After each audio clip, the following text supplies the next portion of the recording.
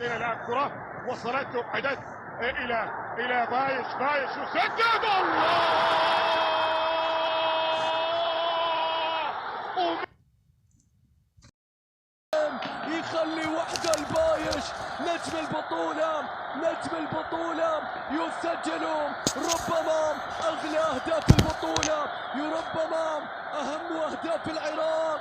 الله على إبراهيم بايش، الله على التسديد على الرقم 8. شوف التصويبة، شوف إبراهيم بايش إنه صانع لعب.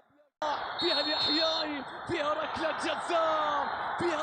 جزاء من أول تهديد عماني، يصلون إلى ركلة الجزاء، لم يسلموا بعد، لم يرفعوا المنديل. منتخب عمان أمام جماهيره هنا في البصرة، جزاء لم تسجل بعد، لكن الله يا صلاح يتقدم.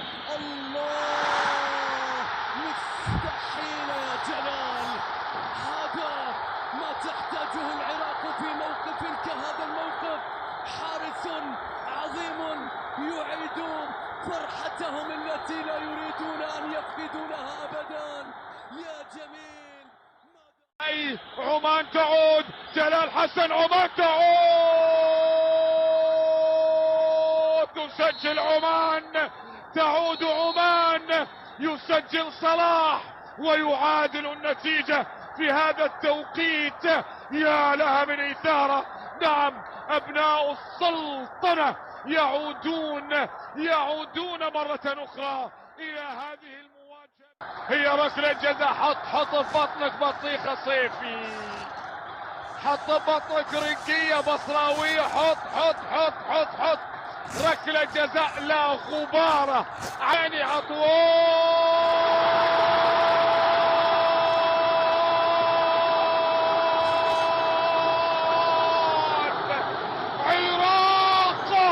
عراق يسجل ثاني الاهداف عن طريق عطوان.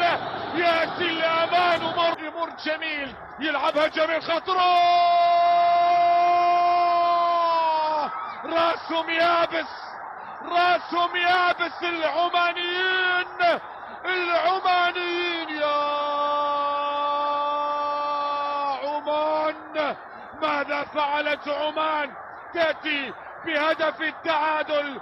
عن أي جنون نتحدث؟ جميل، يمر جميل، أمجد عطوان يلعب الكرة العالية، خطيرة عراقية. الله،